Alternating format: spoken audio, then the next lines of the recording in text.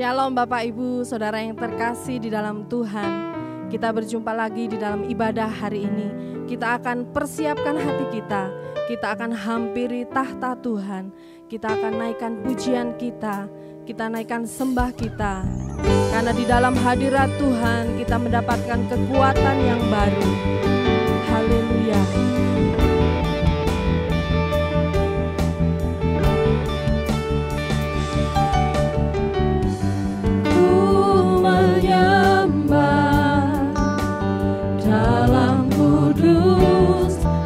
Hadirat-Mu hampiri tahta kasih karunia-Mu Bapa.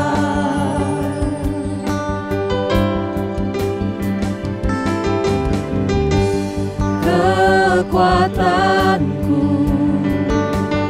hanya dalam hadirat-Mu.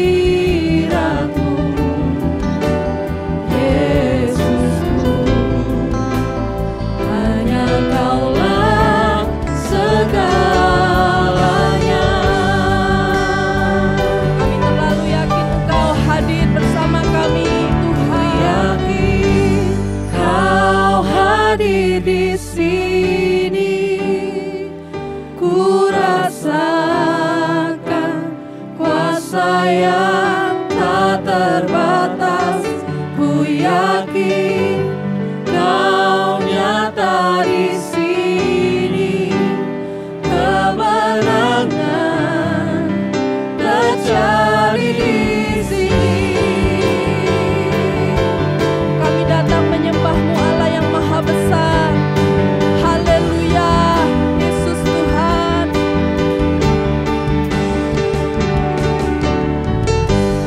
Ku menyembah dalam kudus hadirat-Mu hampiri tahta kasih.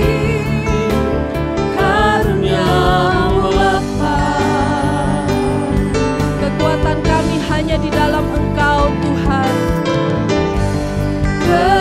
Kekuatanku hanya dalam hadirat-Mu, Yesus. Hanya Kaulah segalanya.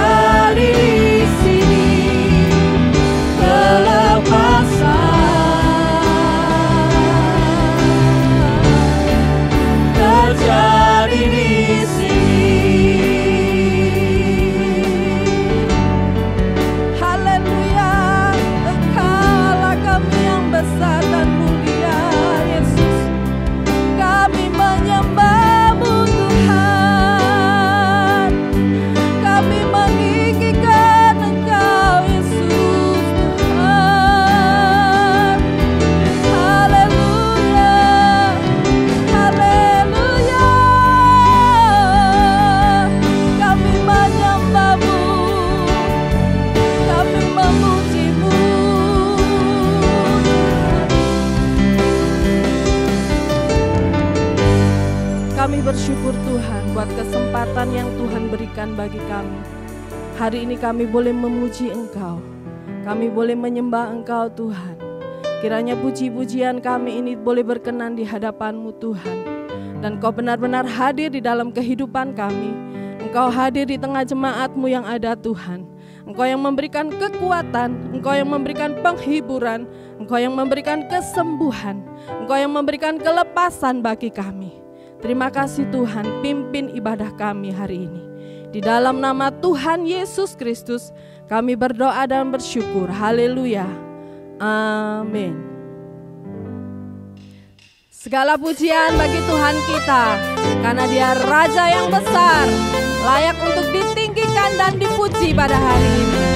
Mari kita sama-sama angkat pujian kita. Haleluya.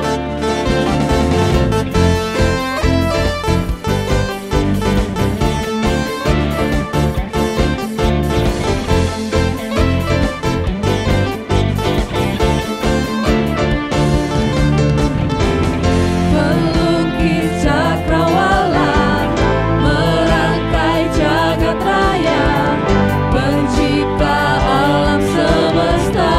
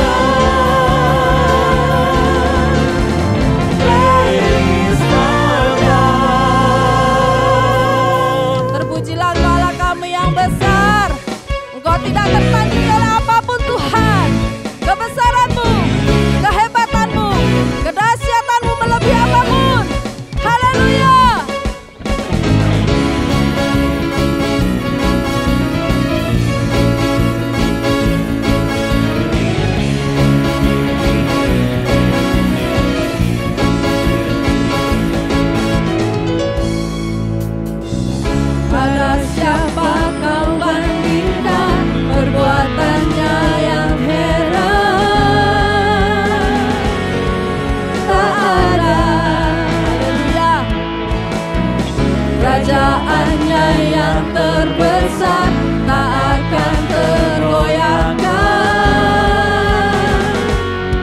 Sembah musuh pun gemetar mendengar nama-Mu Tuhan.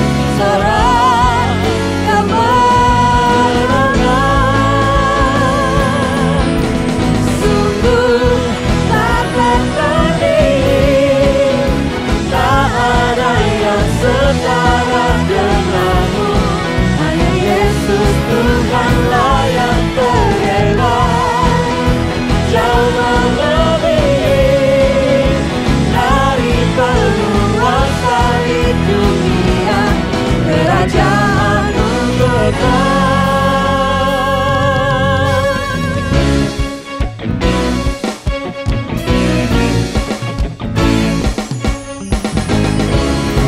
Siapa kau bandingkan perbuatannya yang heran? Tak ada. Kerajaannya yang terbesar tak akan tergoyahkan. Semua musuh gemetar mendengar nama-Mu Tuhan. Sorak kemenangan. Sungguh tak tertandingi Engkau Tuhan. Tak tertandingi, tak ada yang setara denganmu. Hanya Yesus Tuhanlah yang terhebat, jauh melebihi dari penguasa di dunia. Kerajaan-Mu kekal. Haleluya, kerajaan-Mu kekal selamanya Tuhan. Haleluya.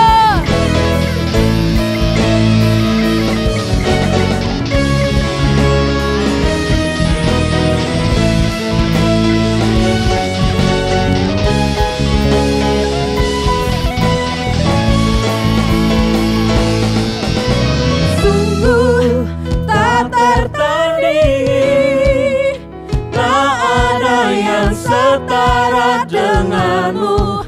Hanya Yesus Tuhanlah yang terhebat, jauh melebihi dari penguasa di dunia.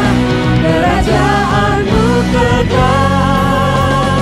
Sungguh tak tertandingi, tak ada yang setara denganmu.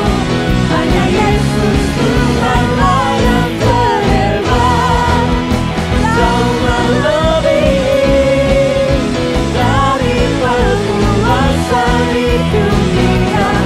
Kerajaan-Mu kekal.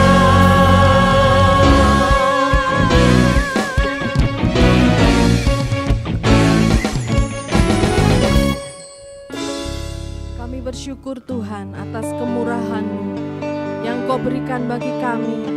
Kami ada hari ini adalah karena kemurahan-Mu.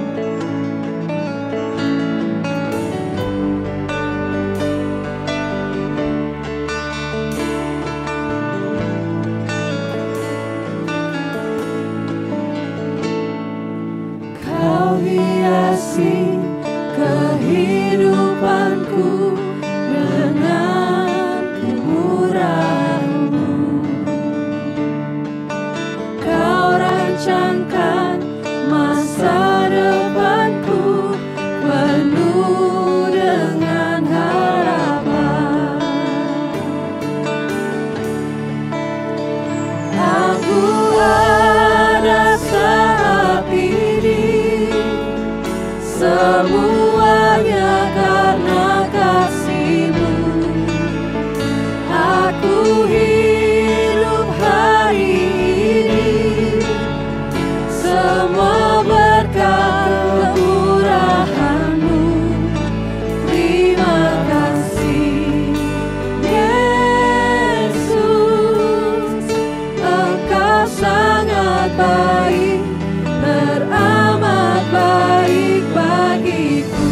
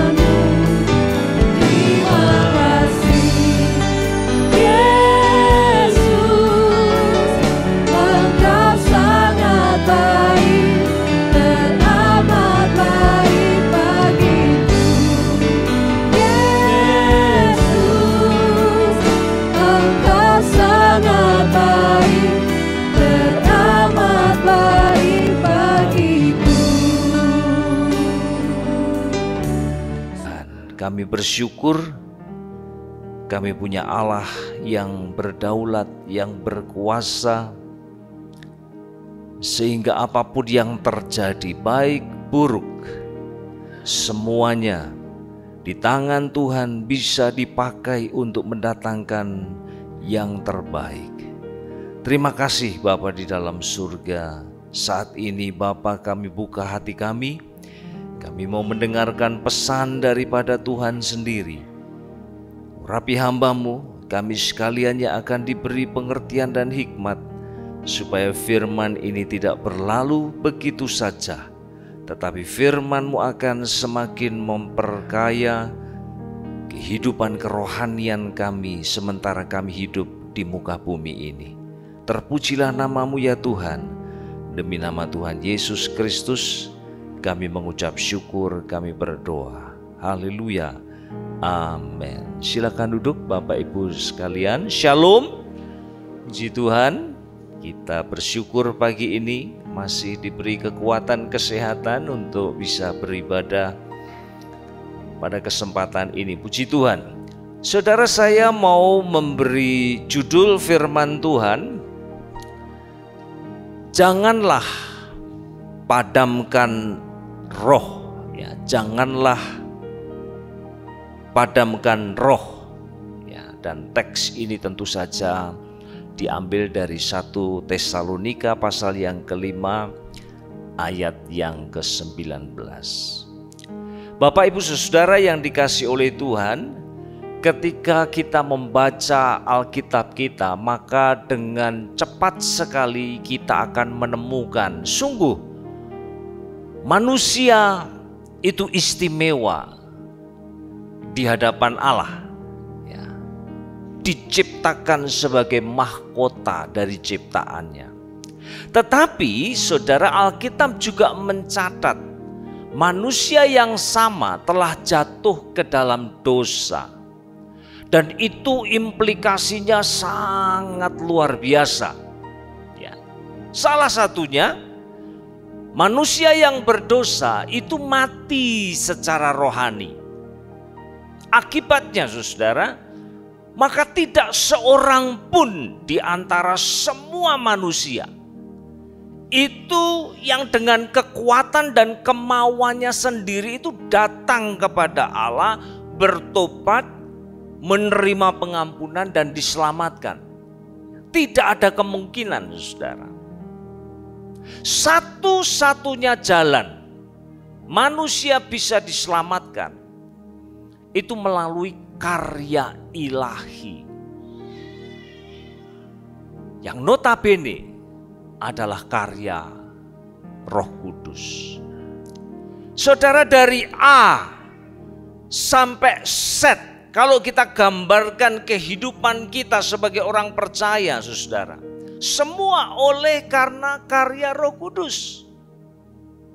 Injil Yohanes memberitahukan kepada kita bahwa rohlah yang menginsafkan kita akan dosa-dosa kita, dan kemudian mempertemukan kita dengan kebenaran, dan menyadarkan bahwa suatu hari kelak akan ada penghakiman, saudara. Dan sejak saat itu Roh Kudus terus berkarya dan menjadikan kita sebagai ciptaan yang baru. Itu adalah starting point-nya, itu titik tolak. Dan seterusnya sampai maut menjemput kehidupan kita, saudara, kehidupan kita terus ditopang oleh Roh Kudus. Nah, itu sebabnya kalau kita memahami hal ini, maka perintah janganlah padamkan roh itu menjadi sebuah perintah yang sangat serius. Karena sungguh tanpa karya Roh Kudus tidak ada yang namanya orang Kristen. Dan kalau kehidupan kekristenan kita terus ditopang oleh roh, ketika kita padamkan roh, maka kita sedang berhenti jadi orang Kristen. Nah, mari saudara, kita akan sama-sama belajar dari teks kita. Kita akan mendalami ya, surat pertama Tesalonika pasal yang ke-5, saudara, ayat yang ke-19 sampai dengan ayat yang ke-22. Ya, mari sama-sama kita akan baca ya dengan suara yang keras karena pendek-pendek saja. Ya, mulai ayat yang ke-19. 1, 2, 3. Janganlah padamkan roh dan janganlah anggap rendah nubuat. Ujilah segala sesuatu dan peganglah yang baik. Jauhkanlah dirimu dari segala jenis kejahatan. Saudara, mari sama-sama kita pahami dulu ya sebelum nanti ayat-ayat firman Tuhan ini kita bawa ke dalam kehidupan kita. Mari kita coba mengerti dulu ya kata memadamkan ya dalam bahasa Inggris to quench ya, do not quench the Holy Spirit atau the Spirit ya. Kalau bahasa Inggris kuno, quench not the Spirit, saudara. Nah, kata memadamkan itu secara hurufiah. Saudara, kalau saya melihat sebuah sumber api, ya api yang menyala, ya dan memang dalam hal ini, saudara, Roh Kudus disimbolkan sebagai api. Lalu kemudian saya mengambil lap basah, ya, dan saya datang kepada sumber terang itu, api yang menyala itu, lalu kemudian saya selimutkan lap yang basah itu ke atas api yang menyala, maka sudah dapat dipastikan api itu akan mati. Ya, akan mati. Nah, kalau itu dikaitkan dengan kehidupan orang percaya, maka saudara ini pengertiannya bahwa seorang yang memadamkan roh artinya dia menekan, dia menahan, dia menghalangi pekerjaan roh dalam kehidupannya. Dan ini bentuknya perintah present lagi saudara. Jadi dengan kata lain, kehidupan kekristenannya diawali dengan pekerjaan roh, lalu pada satu titik waktu dia mengatakan tidak kepada karya Roh Kudus. Dia menutup pintu untuk Roh Kudus kemudian terus berkarya di dalam kehidupannya. Itu sebabnya tadi saya mengatakan perintah ini menjadi perintah yang sangat dan sangat serius. Nah sekarang saudara, kita mengerti lebih jauh ya, apa sih bedanya memadamkan roh dengan mendukakan roh?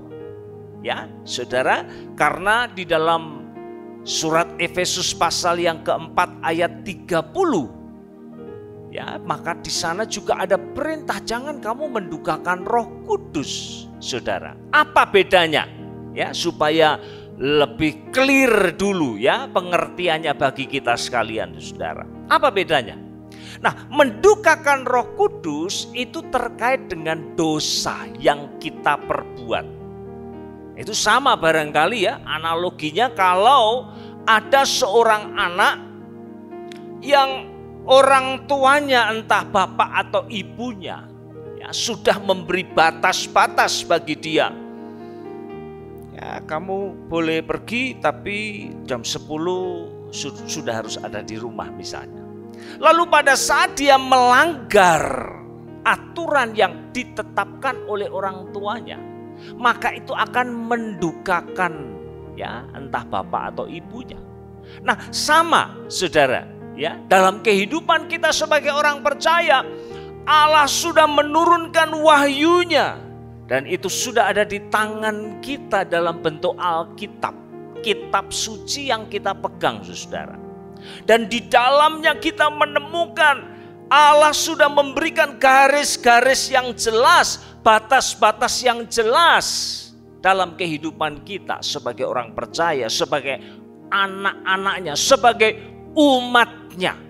Nah pada saat kita melanggar hukum, aturan, perintah yang Tuhan tetapkan, itu akan mendukakan Roh Kudus. Kalau saudara membaca di pasal 4 surat Efesus, bentuknya bisa jadi perkataan. Ya, Rasul Paulus katakan kepada jemaat di Efesus, jangan sampai ada perkataan yang kotor keluar dari mulutmu. Ya, saudara. Bisa juga dalam bentuk sikap yang kemudian dituangkan dalam bentuk tindakan. Misalnya saudara, kita temukan amarah ditulis oleh Rasul Paulus di sana, kepahitan atau tidak mau mengampuni kesalahan orang lain. Nah, semuanya itu bisa mendukakan Roh Kudus. Ya, dan dari dulu, sekarang, sampai selama-lamanya, saudara, ingat ini, hanya satu yang bisa membuat hati Allah jadi pilu, dan itu adalah dosa. Bukan penampilanmu yang kurang menarik, bukan kekayaanmu yang barangkali tidak banyak, bukan rekeningmu yang tidak gendut, tetapi dosa itu yang membuat hati Allah menjadi pilu. Baca di dalam Kejadian pasal 6 itu. Apa yang membuat Allah kemudian mengirim air bah? Karena kejahatan manusia sudah sampai ke plafon, saudara. Sudah tidak bisa ditolerir lagi. Itu sebabnya Allah memusnahkan segala makhluk yang hidup. Nah, berbeda dengan memadamkan roh. Ini sifatnya umum, tetapi nanti kita akan melihat bahwa di dalam 1 Tesalonika pasal 5 ayat 19 itu ada pengertian yang sifatnya khusus. Nah, secara umum memadamkan roh itu berarti ketika saya mengatakan tidak kepada karya Roh Kudus, kepada pelayanan Roh Kudus yang selama ini menopang kehidupan saya. Dan barangkali itulah yang menjadi concern dari Rasul Paulus kalau saudara membaca di dalam surat Galatia pasal yang ketiga itu. Masakan kamu sudah mulai dengan roh, lalu kamu mengakhirinya dengan daging, saudara. Ini menjadi kepedulian yang begitu dalam di dalam hati Rasul Paulus. Ketika orang percaya tidak lagi mengizinkan Roh Kudus mempengaruhi kehidupannya, menuntun, membimbing, mengarahkan kehidupannya. Nah, saudara, mari kita kembali kepada teks kita, saudara, kepada pengertian yang lebih sempit lagi. Ya, mari kita lihat sekali lagi pasal yang kelima ayat 19 dan 20. Janganlah padamkan roh, dan ada hubungannya saudara ya. Janganlah anggap rendah nubuat. Nah, ini ada kaitannya. Saudara, supaya kita ngerti ya. Mari coba kita membayangkan. Satu saat jemaat di Tesalonika itu sedang beribadah. Ya, ibadah bukan di ruang yang besar seperti ini ya, tetapi di rumah. Lalu tiba-tiba satu orang di antara mereka berdiri dan bernubuat, mengatakan bahwa sesungguhnya Yesus Kristus itu sudah datang dan kita semua ini tertinggal. Semua sudah diangkat, kita tertinggal. Saudaraku, itulah gambaran situasi sehingga Rasul Paulus menyampaikan pesan penting ini. Ya, menyampaikan pesan ini.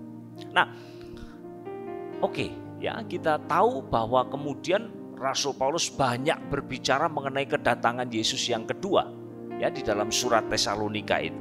Ya, kita semua paham itu. Nah, itu sebuah kesalahan. Ya, Yesus belum datang, makanya Rasul Paulus meluruskan pemahaman yang salah itu.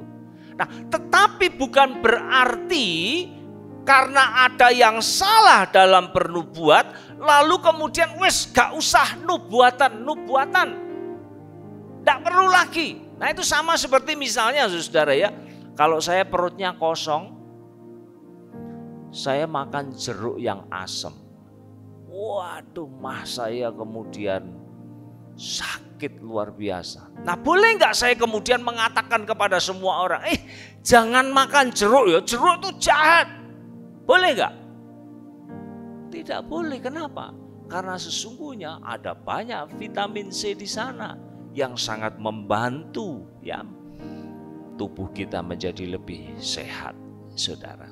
Ya, bukan berarti kalau salah kemudian dihapus sama sekali. Nah, untuk itu saudara, supaya jelas ya, nanti di akhir saya janji saya akan bicara soal aplikasinya dalam hidup kita. Tapi ngerti dulu ya, memahami dulu apa yang sedang dibicarakan di sini dalam teks ini ya. Mari kita pahami nubuat dulu. Apa sih nubuat itu? Ya, saudara. Nah, kalau saudara membaca di Roma pasal 12 ayat 6, ya, saya tidak cantumkan ayatnya, tetapi saudara akan menemukan bahwa bernubuat itu adalah salah satu karunia dari Roh Kudus. Ya, itu sebabnya Rasul Paulus katakan, kalau kamu punya karunia bernubuat, lakukanlah itu sesuai dengan imanmu. Ya, jadi bernubuat adalah salah satu dari sekian banyak karunia yang diberikan oleh Roh Kudus. Lalu berikutnya, catatan berikutnya saudara, membaca Kisah Rasul pasal 2 pada hari Pentakosta itu, ketika para murid berbicara dalam bahasa yang lain, ya, maka muncullah tuduhan bahwa mereka itu sedang mabuk oleh anggur. Nah, pada kesempatan itulah Rasul Petrus berdiri dan dia berkhotbah mengutip dari Yoel pasal 2 ayat 28 sampai 30. Dan dia menegaskan, dia mendeklarasikan bahwa pada hari-hari terakhir ini, beda dengan di perjanjian lama. Nah, perjanjian lama Roh Kudus hanya dicurahkan untuk individu-individu tertentu. Ya, para hakim, Yosua juga dikatakan penuh dengan roh. Ya, lalu kepada Besaleel, Aholiab, Roh Kudus memberi kemampuan, keahlian. Ya, orang-orang tertentu saja. Tetapi di perjanjian baru pada zaman terakhir ini, maka anakmu laki-laki, hambamu laki-laki dan perempuan, mereka akan dipenuhi Roh Kudus dan mereka akan bernubuat. Dan dia menegaskan hari-hari terakhir ini Allah akan mencurahkan rohnya atas semua manusia. Ini penting saudara. Ini penting. Itu berarti sesungguhnya setiap orang percaya yang dipenuhi dengan Roh Kudus, mereka punya karunia bernubuat. Jadi sesimpel itu. Kalau demikian, saya bisa bernubuat kapan saja. Karena kalau kita dengar kata nubuat ini, ya pemahaman kita itu seperti memprediksikan, meramalkan sesuatu yang akan terjadi di depan. Padahal sesungguhnya pengertian bernubuat itu simpel sekali. Apa itu? Menyampaikan pesan yang dari Allah atas inspirasi ilham dari Roh Kudus, ya. Dan pesannya bisa apa saja. Bisa jadi memprediksikan apa yang akan terjadi, bisa juga saudara lihat ya di dalam teks yang saya cantumkan di 1 Korintus pasal 14 ayat 3. Saudara perhatikan di situ. Tetapi siapa yang bernubuat, ia berkata-kata kepada manusia. Dan diteruskan, saudara perhatikan ya, ia membangun, menasihati, menghibur. Jadi saudara saya, Mari kita pahami ini. Misalnya katakanlah saya ketemu dengan seorang yang lagi ada masalah dalam keluarganya, dalam pekerjaannya, saudara. Lalu saya datang kepada dia dan saya mengutip ayat-ayat firman Tuhan, saya menguatkan dia, saudara. Maka pada waktu itu sesungguhnya saya sedang mengoperasikan karunia bernubuat itu. Karena saya sedang menjadi juru bicaranya Tuhan. Amin, saudara. Jadi jangan membayangkan, ya memang kalau dalam perjanjian lama, nubuat itu terkait dengan kenabian kan, ya. Dan nabi itu jabatan, mereka ditahbiskan menjadi nabi. Nabi adalah sebuah jabatan. Tetapi di perjanjian baru, kenabian itu adalah sebuah fungsi. Pada saat saya menyuarakan kebenaran di tengah-tengah kesesatan, kepalsuan yang beredar di tengah-tengah kita, maka saya sedang menjadi nabinya Allah. Dengan kata lain, saya sedang menjadi juru bicaranya Allah. Nah, di sini saudara, ini penting ya. Ini Rasul Paulus tuh pinter sekali ya. Ada seorang pengamat, penulis yang mengatakan 500 tahun cuma ada satu orang saja kayak Rasul Paulus itu. Pinternya, cerdasnya. Jadi dia sudah mengantisipasi segala sesuatu. Oke, saya tahu di tengah-tengah kamu ada yang bernubuat, nubuatnya salah. Saya luruskan. Tetapi bukan berarti kamu lalu mengatakan kalau gitu gak usah ada yang bernubuat. Tidak begitu. Sebenarnya kalau kamu saling menghibur, saling menguatkan, saling mendorong, itu semua kamu lakukan. Kamu sudah mengoperasikan karunia bernubuat. Tetapi tidak berhenti di situ saja. Mari kita lanjutkan saudara ya. Karena pesannya datang dari Tuhan, tapi melalui channel saluran manusia. Dan saya kira kita semua sepakat ya, di mana ada manusia, di situ ada kesalahan. Nah, perhatikan ini saudara ya, mari kita lihat sama-sama ya. Jadi Rasul Paulus lanjutkan ya. Janganlah padamkan roh dan jangan anggap rendah nubuat-nubuat. Tetapi, nah ini saudara, ini lanjutannya. Ujilah segala sesuatu dan peganglah yang baik. Sementara itu jauhkanlah dirimu dari segala jenis kejahatan. Ujilah, ini penting saudara, jangan asal mangap saja. Jangan asal buka mulut. Kalau ada orang bicara atas nama Tuhan, jangan langsung ditelan. Ujilah, dokimazo dalam bahasa Yunani. Kenapa perlu diuji? Karena ada yang palsu. Sama kalau saudara mau beli sesuatu, apa katakanlah, ada Pak Rudi di sini. Mau beli madu. Kenapa harus diuji? Karena ada madu yang palsu. Kenapa kalau beli emas harus diuji? Karena ada emas yang palsu, yang imitasi saudara. Nah begitu pula kita melihat mulai dari perjanjian lama sudah muncul nabi-nabi yang palsu. Jadi ini bukan masalah baru saudara. Sejak dahulu kala umat perjanjian lama sudah menghadapi masalah ini. Saudara membaca dalam Ulangan pasal 18, saudara akan melihat di sana ya sebuah instruksi yang sangat jelas. Kalau ada nabi yang memperkatakan sesuatu, jangan, mungkin tampangnya kelihatan seperti nabi, suaranya kayak nabi, tapi jangan terima bulat-bulat, harus diuji. Kalau perkataannya itu tidak terjadi, itu tandanya dia adalah nabi yang palsu. mengingatkan kita waktu rame-ramenya COVID itu ya. Ada hamba-hamba Tuhan di YouTube ya, sudah dipublish, orang melihat semuanya, saudara, yang menghardik COVID, aku usir dalam nama Yesus. Wah, pakai nama Yesus, saudara. Tetapi pertanyaannya, benar nggak COVID-nya berhenti?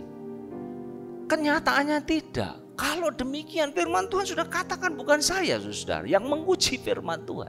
Kalau perkataan seseorang yang mengatasnamakan Tuhan, tetapi tidak terjadi, itu tanda, indikasi, petunjuk bahwa dia bukan nabi yang sejati, saudara.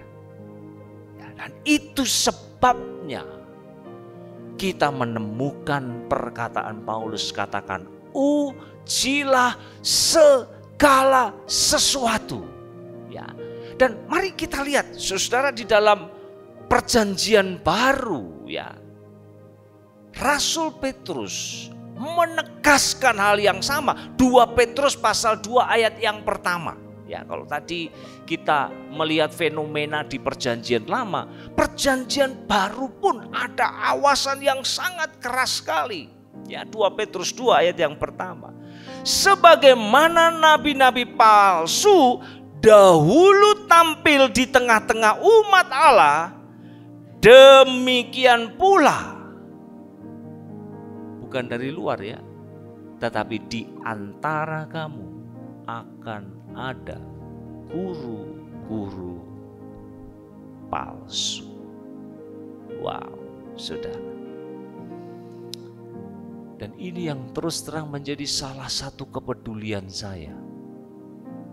Sekarang ini saudara semua pegang smartphone, dan sekali klik saudara akan ketemu dengan berbagai macam ya khotbah, pengajaran, pesan-pesan rohani yang disampaikan oleh hamba-hamba Tuhan. Ya, mereka mengklaim diri sebagai hamba Tuhan. Dan kita memilih siapa yang ingin saya dengarkan, yang paling populer, saudara. Mereka menyebut nama Yesus, iya. Mereka mengutip ayat-ayat Alkitab, iya. Tetapi saya mau mengulang sekali lagi, menegaskan sekali lagi apa yang Rasul Paulus katakan di sini. Ujilah segala sesuatu. Dan Rasul Paulus jelas di sini mengatakan ya, kalau kamu menerima ajaran yang sehat, hidupmu juga akan sehat. Kamu akan memegang yang baik dan menjauhi yang jahat. Itu tandanya, saudara. Seorang yang dipimpin oleh Roh Kudus, didewasakan oleh Roh Kudus, dia akan semakin hari semakin dewasa. Dalam pengertian, dia akan semakin baik. Dan dia semakin tegas mengatakan tidak kepada segala bentuk kejahatan. Sementara kalau saudara baca di 2 Petrus pasal 2 itu, saudara akan menemukan di sana ya, Rasul Petrus sungguh-sungguh ya concern dengan ini. Hati-hati, guru-guru palsu itu bukan hanya pengajarannya yang sesat, tetapi juga hidupnya itu tidak karu-karuan. Saudara, ini yang akan terjadi. Jangan pernah berpikir, oh biasa, pokoknya saya dengar dari siapa aja, pokoknya Yesusnya sama, oke lah. Ya, tidak, saudara. Pengajaran sesat tidak akan pernah berhenti di sini. Dia akan turun ke hati. Dan kalau hati kita sudah diwarnai dengan kesesatan, maka yang keluar juga nggak beres. Maka Rasul Petrus katakan mereka itu budak hawa nafsu. Bahkan perkataan yang sangat kuat sekali Rasul Petrus katakan mereka itu terlatih dalam keserakahan. Saudara, jadi kalau demikian, Jangan asal dengar pesan siapapun dia, orangnya asik banget ya, orangnya keren ya. Sekarang muncul yang disebut dengan apa itu, pastor seleb gitu ya, selebriti tapi ini pastor. Semua orang senang dengar dia, wong enak dilihat, wong ganteng, pakaiannya itu bermerek semua, mahal-mahal semua saudara. Tetapi firman Tuhan katakan hati-hati, uji segala sesuatu. Kenapa? Saya mau kutip dari seorang penulis namanya Warren Wiersbe ya, yang mengatakan demikian, saudara. Ya, setan itu pemalsu. Tidak usah diragukan lagi. Ya, dia adalah bapak dari segala pendusta. Ia mengabarkan Injil yang palsu. Kalau dalam tulisannya Rasul Paulus, Injil yang lain yang bukan Injil yang sejati. Dikhotbahkan oleh pengajar palsu. Hati-hati saudara. Ya, Rasul Paulus menggunakan bahkan rasul yang palsu. Melahirkan, hasilnya apa? Melahirkan orang Kristen yang palsu pula. Saudara-saudara palsu katanya Rasul Paulus. Dan perhatikan ini, setan menumbuhkan kekristenan palsu. Dimanapun Tuhan menumbuhkan kekristenan yang sejati. Perumpamaan tentang lalang dan gandum, saudara. Allah menumbuhkan gandum, dan di antaranya akan muncul lalang-lalang. Dan ini bukan sesuatu yang terjadi secara random, tidak saudara. Tetapi karena iblis yang selalu bekerja menyerupai pekerjaan Allah. Ini penting saudara. Allah bekerja melalui mujizat, iya. Iblis pun punya kuasa untuk mengadakan mujizat loh saudara.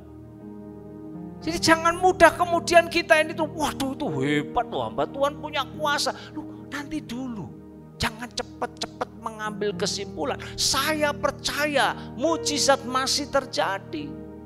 Dan Tuhan bisa berbicara melalui siapa saja. Tetapi ingat saudara, meskipun ya nubuat datang dari Roh Kudus, tetapi ada manusia di situ.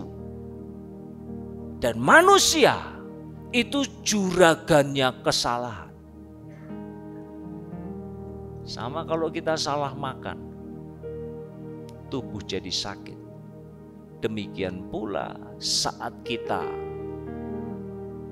menerima asupan yang tidak benar, kerohanian kita juga akan sakit. Dan saudara melihat, baru-baru ini kan ramai sekali di YouTube ya, mereka yang mengajarkan oneness ya, bahwa Allah itu sesungguhnya satu. Ya, waktu Kristus datang sebenarnya ya itu adalah Bapa yang pakai topeng Yesus. Ya, Allah tidak dipahami sebagai Allah Tritunggal. Dan rupanya itu dilakukan secara berjemaah. Ya, ada kelompok mereka yang mengajarkan itu. Dan saudara melihat sekarang mereka berantem sendiri. Dan berantemnya nggak sembunyi-sembunyi saudara. Kemudian diekspos, diupload di YouTube dan semua orang bisa menyaksikan itu. Dan itu semua membuktikan apa yang dikatakan dalam kitab suci itu adalah benar. Amin, saudara-saudara. Amin. Puji Tuhan. Terakhir saudara, ini aplikasinya. Kalau demikian, kita harus mengembangkan sikap seperti apa sih? Ya, sikap yang seperti apa? Dua saja, simple saudara ya. Pertama, kita harus tetap haus. Haus itu artinya apa sih Pak? Haus itu artinya bahwa saya menghendaki, saya berharap Tuhan berbicara kepada saya melalui channel apa saja. Khotbah seperti ini yang disampaikan saudara Bisa jadi ini adalah sarana nubuat. Ya, saya menjadi juru bicaranya Allah untuk kemudian saudara mendengar. Ada rasa haus.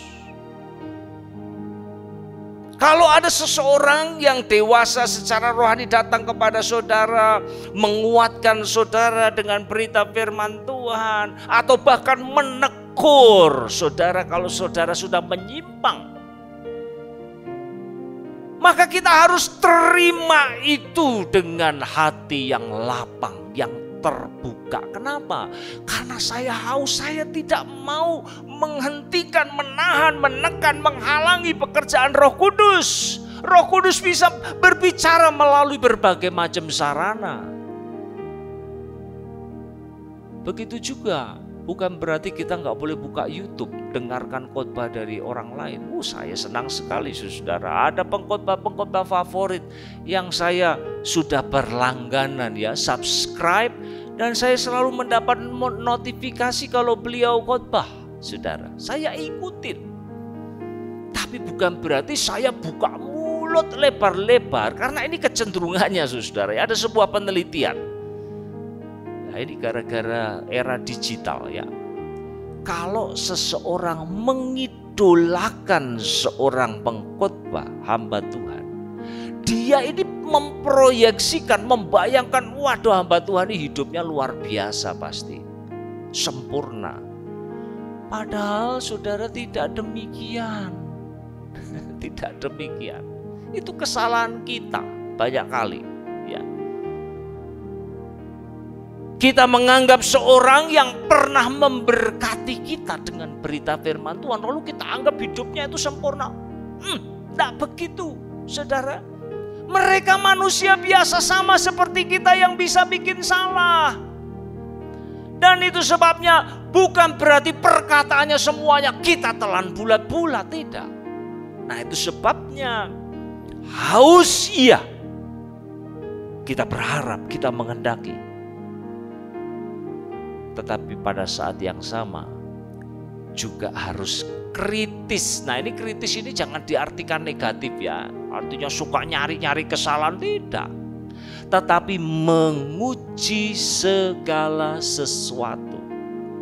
Nah untuk menguji kan saya nggak bisa nguji asal-asalan kan saudara ya. Saya seolah-olah ngerti madu, pokoknya ada gelembung-gelembungnya. Ini madu asli nih, ada oksigennya tuh, gelembung-gelembung pasti asli. Enggak, saya enggak punya ilmunya saudara. Untuk itu Pak Rudi barangkali iya, saya tidak, saudara. Ya.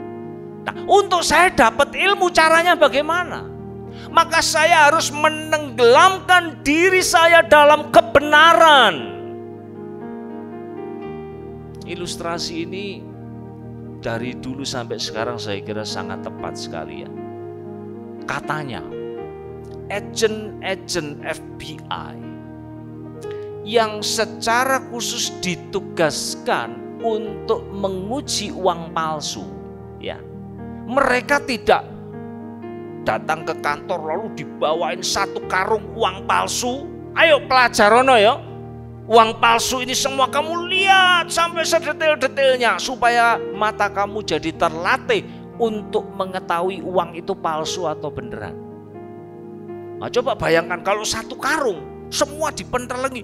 Wih, ini agak mirip sama itu, tapi kok beda sama, malah bingung saudara ya. Kacau pikirannya. Tidak demikian. Mereka dikasih uang asli, uang yang beneran. Perhatikan uang yang benar. Dia pelajari dari sudut ke sudut, kiri, kanan, atas, bawah, ujung ke ujung. Pelajari, dilihat, dibolak-balik. Sampai saudara otaknya ini betul-betul sudah merekam uang yang asli itu seperti apa. Nah ketika itu sudah terjadi, proses itu sudah berlangsung sekian lama. Begitu dia ketemu dengan uang yang palsu, dia langsung tahu ini uang palsu. Kenapa? Karena dia sudah terlatih melihat uang yang asli. Artinya saudara dan saya, kita semua dikaruniai kitab suci itu bukan untuk sekedar aksesoris. Kalau saya ke gereja saya bawa Alkitab, cek ketok, orang saleh. Tidak, saudara. Tetapi untuk dibaca dan dipelajari dengan baik. Dan saya percaya kalau kebenaran itu benar-benar sudah terinternalisasi, ya, artinya sudah mengkristal dalam kehidupan kita, meresap dalam hidup kita. Begitu kita dengar ajaran yang gak benar, maka kita dengan secara spontan tahu itu ajaran yang bukan dari Tuhan. Dan saya harus mengatakan tidak kepada ajaran-ajaran yang seperti itu. Amin, saudara. Mau komitmen untuk belajar Alkitab? Orang tua di sini jangan curu anak-anak cuma supaya pinter kerja, enggak, saudara. Berikan fondasi yang kuat dalam kehidupan kerohanian mereka. Ajak mereka membaca firman Tuhan setiap hari. Karena hanya kebenaran yang akan menuntun mereka ke dalam kehidupan yang berlimpah di dalam Tuhan kita Yesus Kristus. Tuhan memberkati kita semua. Mari saudara kita sambut firman Tuhan dengan pujian, Roh-Mu yang hidup penuhiku, mengalir dalamku, jiwaku tenang bersamamu dalam naungan. Nyanyikan pujian ini saudara sambil kita membuka hati, Roh Kudus menjamah hidup kita.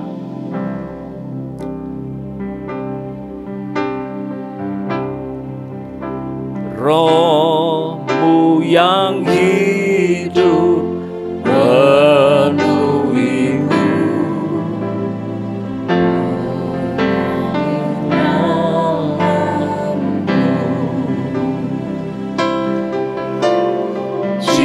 jiwaku tenang bersamamu dalam naunganmu. Roh-Mu yang hidup, Roh-Mu yang hidup penuhiku, mengalir dalamku, jiwaku tenang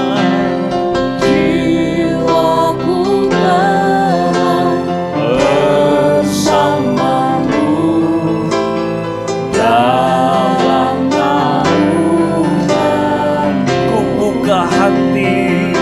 Ku buka hati untuk jamahanmu, berserah penuh di hadiratmu. Kau ambil alih seluruh hidupku di altarmu, menyembah. Mari kita berdiri bersama-sama, katakan pujian ini sekali lagi sambil kita buka hati bagi Roh-Nya bekerja dalam hidup kita. Penuhiku, mengalir dalamku, jiwaku tenang bersamamu dalam naungan. Ku buka hati, mari angkat tanganmu di hadapan Tuhan. Oh Yesus, di hadiratmu Kau ambil alih seluruh hidupku di altarmu, menyembahmu.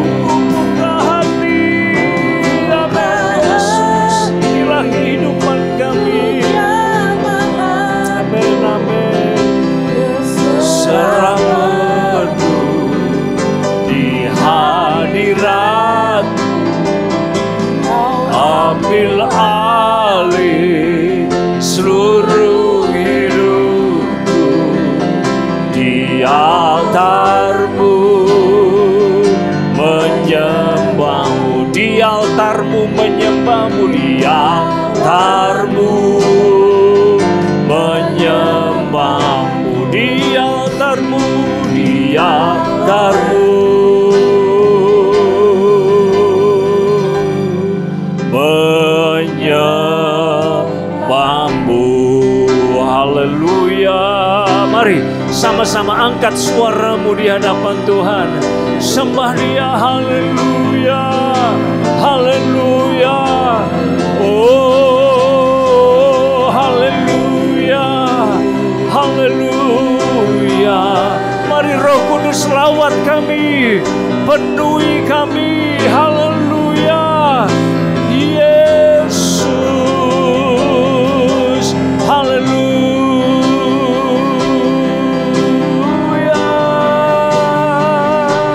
Haleluya. Mari angkat suaramu, angkat jiwamu, sembah Dia. Haleluya. Terpujilah namamu, ditinggikanlah Engkau Tuhan. Haleluya. Haleluya.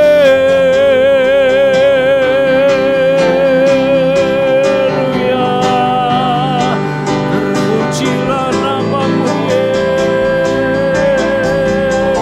Haleluya. Haleluya. Haleluya. Terima kasih Tuhan. Terima kasih Yesus. Terima kasih Tuhan. Haleluya. Haleluya. Haleluya. Haleluya. Terima kasih. Terima kasih. Haleluya. Haleluya. Haleluya.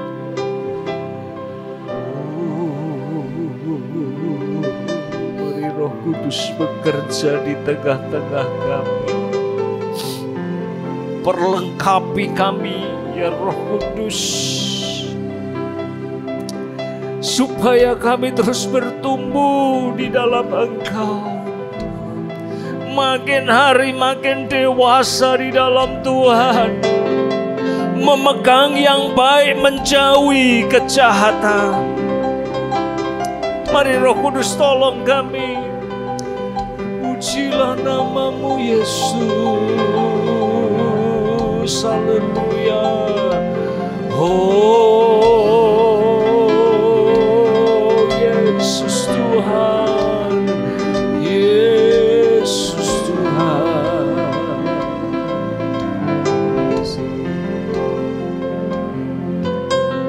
Terima kasih. Terima kasih buat firman-Mu yang sudah kembali berbicara kepada kami. Mulai saat ini dan seterusnya, kami akan tetap mengandalkan Roh Kudus-Mu ya Tuhan.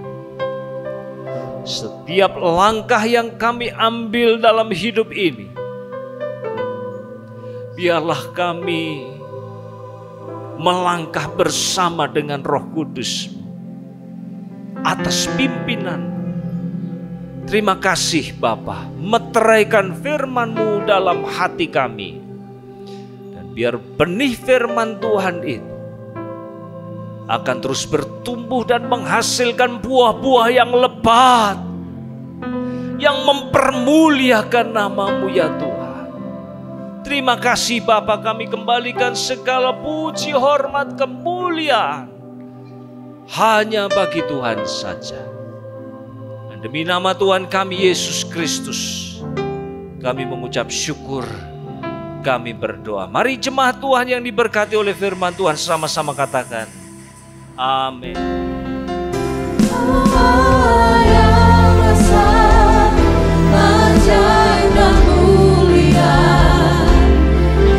Yesus yang selalu membuatku terpesona, segala pujian bagi-Mu ya Tuhan. Hanya Kau yang layak ku anugerah.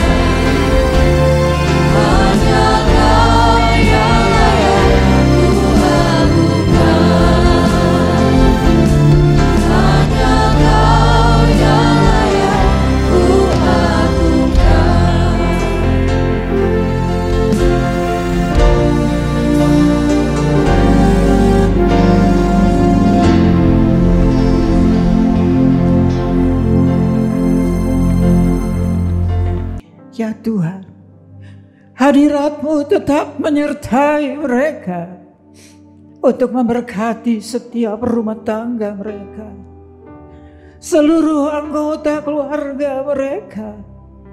Berkatilah usaha dan mata pencaharian umat-Mu. Berkatilah roti dan air mereka. Berkatilah umat-Mu ini dengan kekuatan dan kesehatan. Sesungguhnya Dikau sangat mengasihi umat-Mu.